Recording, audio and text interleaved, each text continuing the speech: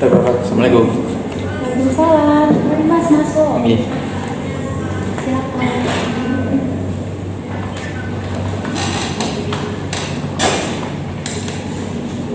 Dengan Mas siapa ya ini kalau boleh tahu? Saya dengan David. Ini Masnya dari mana? Saya kebetulan tadi bisa selesai perkuliahan ini, selesai kelas. Prodi apa ya Mas kalau boleh tahu? Saya sendiri ambil program studi bimbingan konseling. Semester berapa Mas? Kebetulan sekarang sudah di semester 5.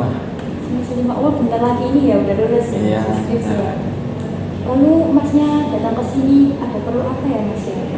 Saya sendiri ke sini ingin melakukan, saya merasa ada permasalahan yang sulit untuk saya cari solusinya, dan saya sendiri ke sini untuk ingin melakukan sesi konseling ini. Tapi Mas sendiri tahu konseling itu apa kan yang Masnya bilang dari tadi? Nah, kebetulan ini baru konseling pertama saya itu, jadi saya kurang paham apa itu konseling seperti itu. Sebelum saya menjelaskan ya Mas ya, izin saya perkenalkan dulu. Nama saya Nanda Juwita, bisa dipanggil dengan Nanda. Lalu untuk konseling sendiri itu proses pemberian bantuan Mas. Jadi nanti saya akan memberikan solusi kepada Mas, tapi Masnya akan menyelesaikan permasalahan Mas sendiri. Terus di sini juga ada asas-asasnya Mas. Ada asas kerahasiaan, kesukarelaan, dan keterbukaan. Sebelumnya saya izin bertanya, Masnya tadi datang ke sini atas dasar paksaan atau atas kemauan Mas sendiri? Ada ibu, saya datang ke sini atas kemauan saya sendiri. Berarti sudah memenuhi asas kesukarelaan yang Masnya. Lalu untuk asas keterbukaan, Masnya sudah bersedia nggak bercerita sepenuhnya kepada saya? Bersedia. Untuk asas keterbukaan ini sangat diperlukan Mas, karena dapat memperlancar proses konseling kita hari ini. Lalu untuk asas kerahasiaan, Masnya bisa bercerita kepada saya tentang permasalahan Mas yang ada sekarang ini tanpa rasa takut gitu Mas. Jadi ya Masnya cerita aja tanpa takut rahasianya ini akan saya sebarkan gitu. Sebelumnya Mas ini ada rasa takut nggak rahasianya ini akan bocor? Enggak, ibu, saya sudah yakin, sudah mantap. Berarti sudah yakin ya Mas ya? Iya. Mas, untuk di proses konseling hari ini kita juga dibatasi waktu 30 sampai 40 menit ke depan. Apakah Masnya sudah paham ataukah ada yang ingin ditanyakan kembali? Baik, sudah mengerti. Sebelumnya Masnya udah nyaman belum begini? Atau hasilnya ini mau dikecilin atau Cukup. Sudah nyaman. Tadi kan Masnya bilang punya permasalahan tapi gak nemu solusinya. Ya. Bisa dijelaskan Mas untuk permasalahan Mas? Jadi saya hari ini merasa begini. Saya kayak datang ke perkuliahan itu kayak apa ya? Kayak niat saya itu kayak lagi males-malesan, lagi males untuk datang ke perkuliahan. Jadi saya kayak merasa kurang motivasi untuk melakukan kelas perkuliahan seperti itu. Sebelumnya izinnya ya Mas, itu perkuliahannya itu di kelas pagi atau kelas siang? Kalau saya sendiri itu kebetulan ada di kelas siang. Itu dimulai dari jam berapa sampai jam berapa? Kalau sesuai jadwal itu biasanya sekitar jam 1 sampai mungkin jam 5-an seperti itu. Tadi Masnya kan bilang kurang motivasi. Itu motivasi maksudnya itu bagaimana? Saya sendiri hari ini merasa kalau saya kurang motivasi dari kuliah itu seperti contohnya kalau misal saya sering datang telat pas kuliah yang awalnya di jadwal jam 1 sudah mulai perkuliahan, saya baru datang jam setengah 2 baru datang, atau lalu ada tugas-tugas. Saya biasanya kalau tugas itu saya sering mengumpulkannya mepet-mepet deadline atau bahkan melewati deadline yang telah ditentukan seperti itu. Jadi saya kayak juga merasa banyak kurang motivasi untuk melakukan perkuliahan atau melakukan tugas-tugas seperti itu. Berarti masnya ini kayak selalu telat gitu ya mas ya, kalau masuk perkuliahan gitu ya. Ya, Mungkin masnya ada alasan lain selain ya. sejujurnya kalau sama yang soal saya sering telat-telat kelas itu soalnya itu saya sering kejebak macet gitu. Jadi kenapa saja kurangnya motivasi untuk berangkat kuliah itu kayak saya kan kebetulan rumahnya agak jauh dari kampus, jadi apalagi lewat jalan raya, jalan besar gitu, jadi seringnya saya kena macet itu. Apalagi kan kalau saya kan kelasnya, jadi saya berangkatnya kan otomatis juga pagi menjelang siang gitu, jadi kan ya udah kena macet, kena panas juga. Jadi itu Bu yang salah satu faktornya membuat saya rada malas menuju ke kuliah seperti itu. Lalu untuk rumah mas David sendiri itu berapa jam ya dari rumah mas David sampai ke kampus? Kebetulan rumah saya sendiri kan agak jauh dari kampus ya Bu. Rumah saya itu kan di Mojokerto, sementara kampus saya itu di Surabaya. Itu untuk perjalanannya sih mungkin kurang lebih 1,5 jaman. Itu 1,5 jaman itu bisa mungkin bisa dihitung sama macet-macetnya 1,5 jam. Kalau jalannya lancar aja nggak pakai macet mungkin 1 jam 10 menit itu sudah 1 jam sampai 1 jam 10 menit itu sudah cukup, sudah sampai ke kampus. Cukup jauh juga ya mas ya. Sebelumnya mas David ini sudah mencoba belum untuk cara menghindari macet ini? Kayak misal datangnya lebih pagi atau mencoba ngekos gitu mas David ke kampus biar nggak terlalu macet, nggak sering telat gitu. Kalau saya sendiri sebelumnya sih pernah mencoba Bu, kayak datang lebih pagi, berangkat lebih pagi, atau terkadang kan saya juga punya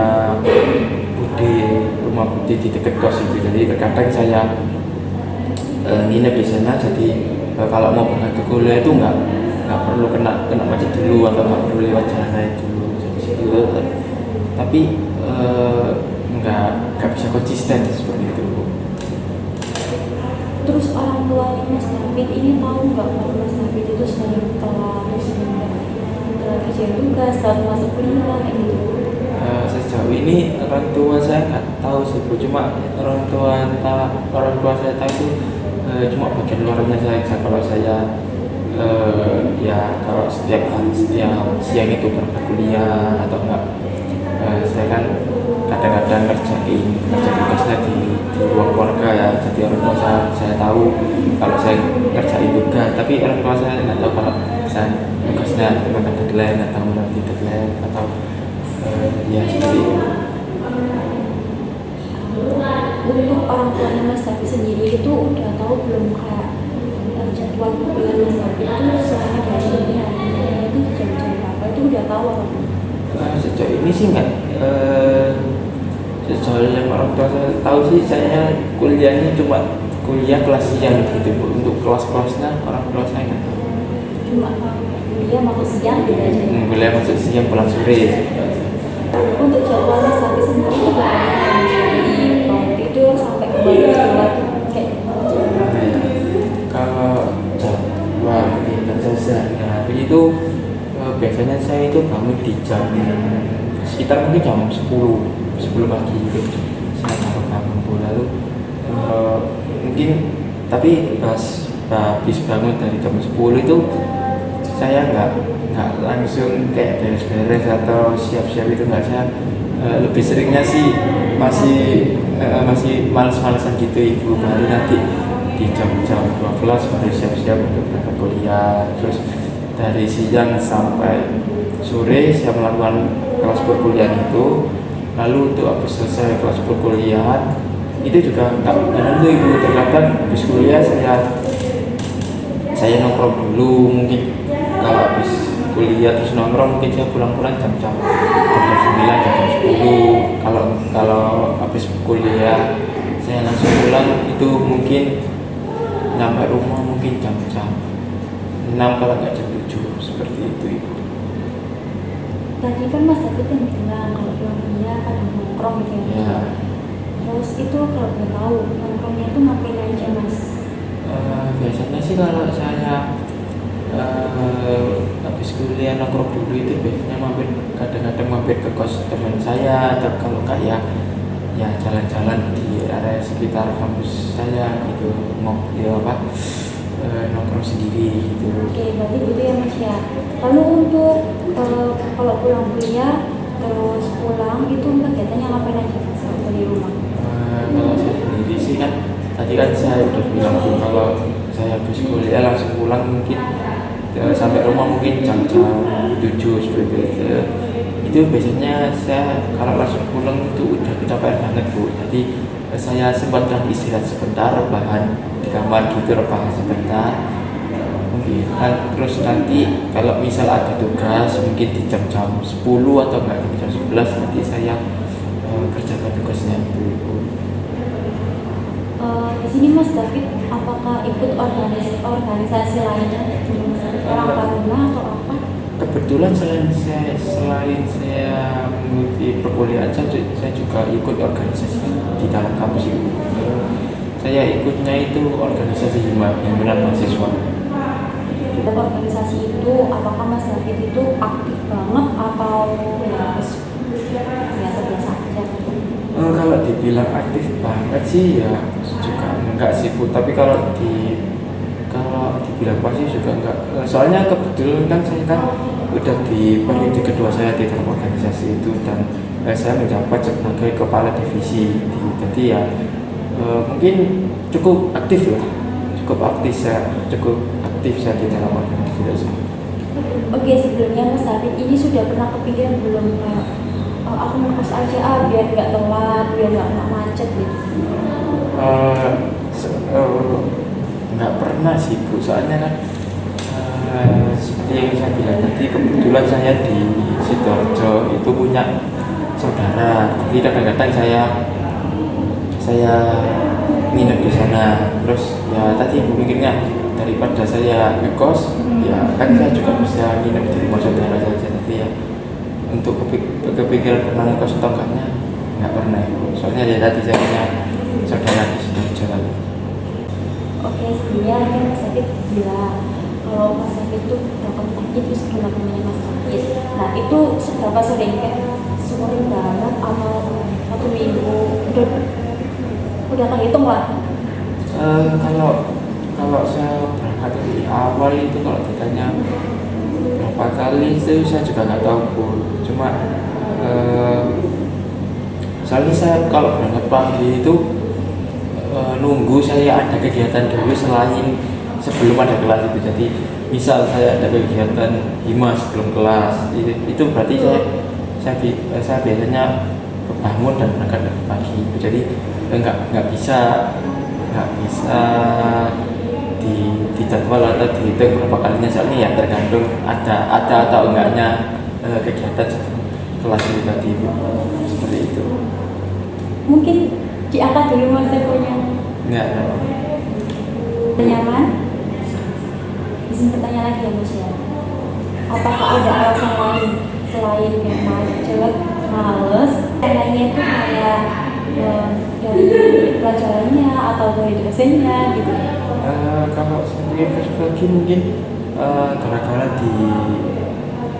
kan saya kelas siang ibu, itu di jam-jam yang rawan ngantuk gitu. Jadi seperti itu.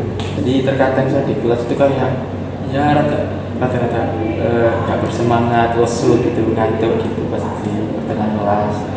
Mas, izin menyimpulkan ya Mas ya dari permasalahan Mas yang Mas ceritakan.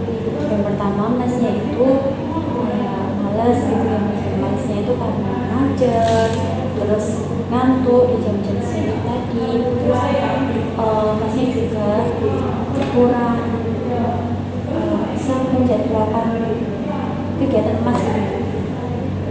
Punya izin bertanya lagi Mas ya. Masnya ini apakah sudah mencoba mengatur jadwal kegiatan Masnya? Soalnya kan tadi kan saya lihat kayak acak-acakan gitu Mas ya jadwalnya Mas gitu. Belum pernah sih Bu, saya belum pernah kayak nyusun jadwal kegiatan saya. Belum pernah. Kalau begitu mulai sekarang pulang setelah ini Masnya bisa membuat jadwal kegiatan Mas hari-hari dari pagi hingga ketemu pagi lagi. Ya Bu, mungkin bisa saya usahakan. Oke Mas, lalu untuk permasalahan Masnya tadi yang malas-malasan, Masnya itu bisa berpikir kembali kayak tujuan Masnya itu kuliah itu gimana gitu kan Mas kan pasti kan ya punya cita-cita untuk kedepannya gitu ya Mas ya. Seperti itu. Oke, sebelum proses konseling saya tutup, saya izin bertanya kembali kepada Masnya ini, apakah Masnya sudah merasa lega atau masih merasa kurang puas? Udah agak mendingan sih Bu, mungkin saya sudah menemukan beberapa jalan keluar yang mungkin bisa coba untuk menyelesaikan persoalan-persoalan dalam diri saya seperti itu. Jadi ya agak mendingan. Alhamdulillah kalau begitu ya Mas ya. Untuk kedepannya Mas David harus tetap semangat lagi. Ingat tujuan Mas David di perkuliahan ini seperti apa. Lalu untuk jadwal Mas David jangan lupa ya Mas ya, nanti sampai rumah kerjakan. Lalu untuk pertemuan selanjutnya bagaimana Mas? Dari apa dan jam berapa? Mungkin bisa dilakukan di hari dan jam yang sama seperti hari ini juga bisa dilakukan. Berarti untuk pertemuan selanjutnya Mas David harus sudah selesai ya tugasnya tadi. Tadi ya Mas ya. Ya, baik, Ibu. Sebelumnya